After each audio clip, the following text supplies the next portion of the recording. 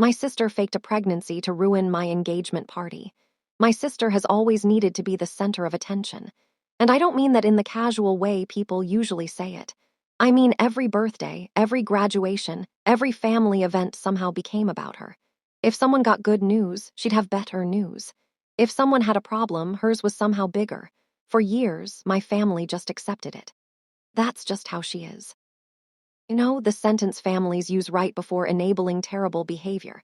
I learned to live with it, mostly because fighting it never accomplished anything. But I never imagined she'd fake a pregnancy at my engagement party. And somehow, that wasn't even the craziest part of the story. For context, my sister Ashley is 2 years older than me. Growing up, we weren't exactly close, not enemies, just very different people. I preferred staying out of drama. Ashley seemed to attract it naturally, or create it. Depending on the situation. Whenever she made mistakes, my parents rushed to protect her. Whenever I had an accomplishment, the conversation somehow shifted back to Ashley. After enough years, I stopped expecting things to be fair. Life became easier that way. Then I met Ryan. And for the first time, everything felt stable, healthy relationship. No games, no chaos, no unnecessary drama, which probably explains why Ashley hated him almost immediately. She never had a specific reason. Just constant little comments, little criticisms, little digs, nothing serious enough to confront, just enough to notice. Ryan noticed too, but he always told me not to worry about it. In hindsight, that man had no idea what he was dealing with. When Ryan proposed, I was genuinely happy, the happiest I'd been in years. Most people celebrated. Ashley acted supportive, which should have been my first warning sign, because Ashley being supportive was unusual enough to qualify as suspicious. Still, I wanted to believe things were changing. Maybe she was finally maturing. Maybe we were entering a better chapter as sisters. I know. That sounds incredibly naive now. A month later, my parents hosted a small engagement party, nothing extravagant, just close friends and family, good food, good company. A chance to celebrate. Everything was going perfectly for about 40 minutes. Then Ashley arrived. Late, naturally. Ashley treated punctuality like a personal insult. The moment she walked through the door, I noticed something strange. Everyone immediately gathered around her, not because she did anything dramatic, because she looked emotional, very emotional. Within minutes, people started whispering, then crying, then hugging her.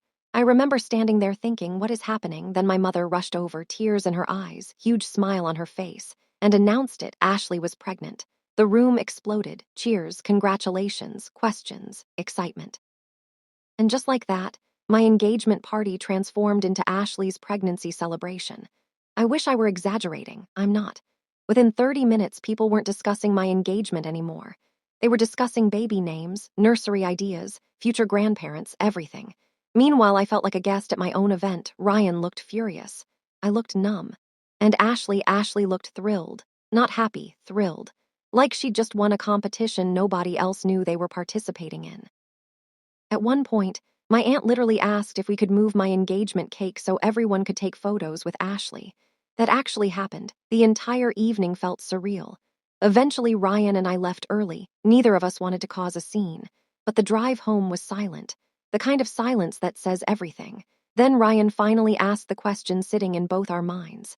Did she know they were announcing your engagement plans tonight? I laughed. A bitter laugh. Of course she knew. The party existed because of the engagement.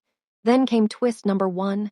3 days later, Ashley called me, not to apologize, not to explain, to complain. Apparently she was upset people kept asking questions. Questions about doctor appointments, questions about due dates, questions about symptoms. According to Ashley, everyone was being invasive. The conversation felt strange, really strange, because most expecting parents don't seem annoyed that relatives are excited. Then she accidentally let something slip. She gave 2 different due dates within the same conversation, not weeks apart, months apart. At first I thought I misheard. Then she corrected herself. Then corrected herself again. My suspicion immediately kicked in. Something wasn't adding up. Still, accusing someone of lying about a pregnancy is a serious thing, so I kept my mouth shut, for the moment. Then things got weirder. A family dinner happened a few weeks later. Ashley spent the entire evening talking about the pregnancy. Every detail, every symptom, every update. The problem, some details contradicted previous stories. A lot of them, different timelines, different doctors, different explanations. And somehow nobody noticed except me. Or maybe nobody wanted to notice. Then came twist number 2. My cousin Jenna noticed too. And Jenna happened to be a nurse. After dinner, she pulled me aside. She looked uncomfortable, very uncomfortable. Then she said, "I don't think your sister is telling the truth." My stomach dropped because hearing it from someone else made it real.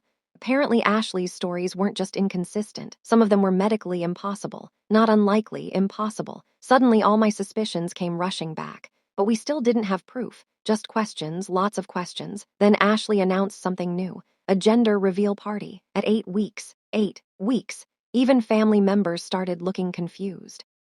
But somehow nobody challenged it, because questioning Ashley usually created more drama than enduring Ashley. Then a week before the reveal, something happened that changed everything. My mother called me in tears. At first, I thought something terrible had happened. Technically, I was right. According to my mother, Ashley had rushed to the hospital. There were complications. Everyone panicked. Family members started canceling plans. People prepared for the worst. Then, just as suddenly, Ashley stopped providing updates. Hours turned into days. Days turned into nearly a week. Whenever someone asked questions, she became defensive. Whenever someone requested details, she changed the subject. And that's when the first major crack appeared. Because one family member decided to verify something Ashley never expected anyone to check. And what they discovered would completely destroy the story she'd spent months building. The problem wasn't that Ashley exaggerated. The problem wasn't that she misunderstood something. The problem was much, much bigger, because if the information was correct, Ashley wasn't hiding a pregnancy. She was hiding the fact that there had never been one at all. The person who decided to verify Ashley's story was my Aunt Karen. And before you picture some nosy relative creating drama, that's not what happened. Karen was actually one of Ashley's biggest supporters. She defended her constantly. If Ashley was late, Karen had an excuse. If Ashley was rude, Karen had an explanation. If Ashley started drama, Karen somehow found a way to blame everyone else. So when Karen became suspicious, I paid attention.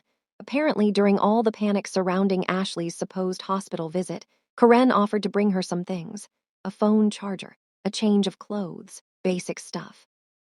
Ashley immediately refused, not unusual by itself. But then Karen offered again. And again, every time Ashley had a different excuse, different hospital, different room number, different reason visitors weren't allowed. Eventually, Karen became confused, then curious, then suspicious. A few phone calls later, she discovered something strange. Ashley had never been admitted to the hospital she claimed she was at least not under her name. That didn't automatically prove anything. Hospitals make mistakes. Records can be delayed, but it was enough to raise questions. Questions Ashley clearly didn't want. Then things got even stranger. Because instead of clarifying the situation, Ashley suddenly stopped talking about the pregnancy altogether. The woman who spent weeks making every conversation about the baby now avoided the topic completely.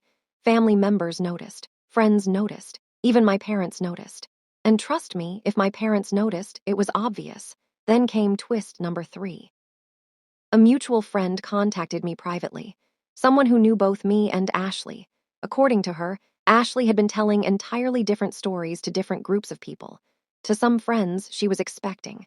To others, she'd suffered complications. To others, she claimed doctors were still running tests. Nobody had the same version, nobody. The entire thing was starting to look less like confusion and more like a collapsing house of cards. Then one evening, Jenna called me. I could tell from her voice that something big had happened. Very big. Apparently, she'd run into one of Ashley's close friends, completely by accident. And during the conversation, the friend mentioned something shocking. She thought everyone already knew what Ashley had supposedly ended the pregnancy weeks before the engagement party. I nearly dropped my phone. What? The friend was confused. According to her, Ashley had been telling people for months that she'd experienced a loss long before my engagement celebration. A completely different timeline, a completely different story. At that moment, I realized nobody was dealing with one lie.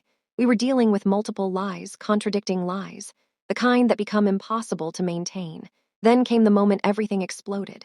My parents organized a family dinner, not officially an intervention. But honestly, it was an intervention. Everyone attended: parents, siblings, aunts, uncles, cousins. The atmosphere felt tense before anyone even sat down. Because by then, everyone knew something wasn't right. The only question was whether Ashley would finally tell the truth. For almost an hour, nobody mentioned the pregnancy. People talked about work, weather, vacation plans, anything except the giant elephant sitting in the room. Then my father finally asked a simple question, one question. Are you doing? Ashley froze, completely froze. The room went silent. For several seconds, nobody moved. Then Ashley launched into another explanation, another version. Another story, except this time something different happened. Nobody accepted it. Not immediately, questions followed, reasonable questions. Basic questions, questions she should have been able to answer easily. Instead, every answer created new contradictions. Then came the moment nobody expected. My cousin Jenna calmly placed several printed screenshots on the table. Messages, dates, statements, timelines, nothing dramatic, just evidence. Evidence showing Ashley had been telling different stories to different people for months. The room became so quiet you could hear the refrigerator humming in the next room. Ashley stared at the papers, then at Jenna, then at everyone else. For the first time in my life, she looked cornered, really cornered. And then she did something nobody expected. She started crying. Not dramatic movie crying, genuine tears. The kind that instantly changed the mood of the room. Because suddenly this didn't feel like a scandal anymore. It felt like a breakdown. Then the truth finally came out, not all at once. Piece by piece, according to Ashley, there was never a pregnancy. Not at the engagement party, not afterward, not any of it. The announcement was fake. The updates were fake. The hospital story was fake, everything. My mother burst into tears. My father looked completely stunned. Half the family sat frozen. The other half looked relieved to finally have answers. Then came the question everyone wanted answered. Why? Why do all this? Why create such a massive lie? Ashley looked down at the table for a long time before answering. Then she admitted something I never expected. The engagement party wasn't actually the beginning. It was the breaking point. For years, she'd felt like her life was falling behind. Friends getting married, friends buying homes, friends building families. Meanwhile, she felt stuck, embarrassed, lost. Every social event became a reminder of everything she thought she hadn't accomplished. Then my engagement happened. And instead of feeling happy for me, she felt invisible. Again, not because anyone was trying to ignore her, because she was measuring her life against everyone. The pregnancy lie started as a desperate attempt to feel important. One announcement, one moment, one burst of attention. But then people got excited. Questions started coming. Expectations started growing. And suddenly she was trapped inside her own lie. Every new lie existed to protect the previous one, until the whole thing became impossible to control. The room stayed silent for a long time after that, because honestly, nobody knew what to say. The lie was selfish, the lie was hurtful, the lie ruined relationships. But it also came from a place nobody expected, not malice, insecurity. And somehow that made the situation even sadder. Then Ashley looked directly at me. The first time she'd done that all evening, and quietly said, I'm sorry for turning your engagement into a competition. Honestly, that sentence hit harder than everything else, because that's exactly what happened. She turned one of the happiest days of my life into a contest nobody else knew we were playing. And for the first time, she admitted it. The damage wasn't magically fixed. Trust doesn't work that way. But at least we finally had the truth. And after months of confusion, lies, and drama, the truth felt like the first real thing anyone had heard in a very long time. After Ashley admitted everything, nobody knew what to do, seriously. People always imagine these moments ending with some dramatic speech, or everyone storming out, or some huge family explosion. Reality was much stranger. Everyone just sat there. Quiet, because once the truth finally arrived, there wasn't much left to argue about. The facts were the facts. The lie was real, the damage was real. And now everyone had to decide what happened next. For the first time in years, Ashley wasn't controlling the conversation. She wasn't redirecting attention. She wasn't creating a new distraction. She just sat there, listening. And honestly, that alone felt unusual. The following weeks were awkward, very awkward. Family group chats became quieter. Invitations became less frequent. Conversations became shorter. Nobody formally punished Ashley, but trust had clearly changed. And trust is one of those things people only notice when it's gone. Then came the first consequence Ashley never saw coming. People stopped believing her automatically, not because they were cruel, because she'd given them a reason not to. If she mentioned good news, people hesitated. If she shared a story, people questioned details. If she made a claim, people verified it. For someone who spent years controlling attention, losing credibility was devastating. Then came another twist. About a month after the family dinner, my Aunt Karen called me. Apparently, she'd been sorting through old photos for a family project. While doing that, she started reflecting on years of family events, birthdays, graduations, holidays, weddings, baby showers, and she noticed something interesting. The fake pregnancy wasn't an isolated incident, it was just the biggest incident. Looking back, Ashley had been competing for attention for years, not with huge lies, smaller things, exaggerated stories, manufactured drama, perfectly timed announcements, nothing major individually. But together they formed a pattern nobody recognized because each event seemed insignificant at the time. The engagement party was simply the first time the pattern became impossible to ignore. That realization changed a lot for our family, because suddenly people stopped focusing on one bad decision. Instead, they started examining the habits that allowed it to grow. Then something happened that genuinely surprised me. Ashley disappeared, not literally, but socially. Family events, social media, friend groups. She stepped back from almost everything. At first, everyone assumed she was embarrassed.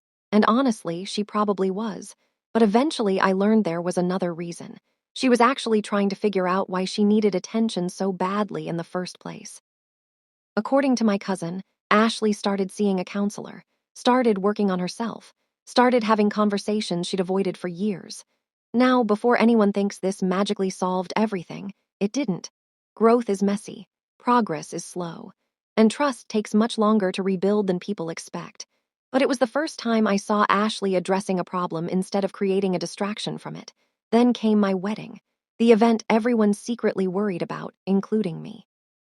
Not because I expected another fake pregnancy, at least I hope not, but because nobody knew how Ashley would handle being back in the spotlight of someone else's celebration. For months, relatives quietly prepared for potential drama. Backup plans existed. Contingency plans existed. Honestly, if family events had security briefings, this would have qualified. Then the wedding day arrived, and something unexpected happened. Nothing. Absolutely nothing. No dramatic announcement. No surprise revelation, no attention-grabbing stunt, no chaos. Ashley showed up, congratulated me, helped guests find seats, took photos, ate cake, and acted like a normal wedding guest. The fact that this felt remarkable tells you everything you need to know about our family history. At one point during the reception, she quietly pulled me aside. Just for a minute, no audience, no speeches, no tears. She handed me a small envelope. Inside was a handwritten note. The note wasn't long, just a few sentences. But one line stuck with me. It said, "I spent so much time wanting people to notice me that I forgot how to be happy for them." Simple, honest, painfully honest. Then she walked away before I could respond. And honestly, that was probably the most mature thing she'd done in years. People always ask if I forgave her. The answer is yes. Eventually. Not because she deserved immediate forgiveness, because carrying resentment became exhausting. But forgiveness isn't the same thing as forgetting. I didn't forget what happened. The engagement party still happened. The lie still happened. The trust issues still happened. Those things were real. What changed was my decision not to let them control every future interaction. Over time, Ashley slowly rebuilt relationships, not through grand gestures, not through dramatic apologies, through consistency, showing up, telling the truth, accepting consequences, doing the boring work required to regain trust.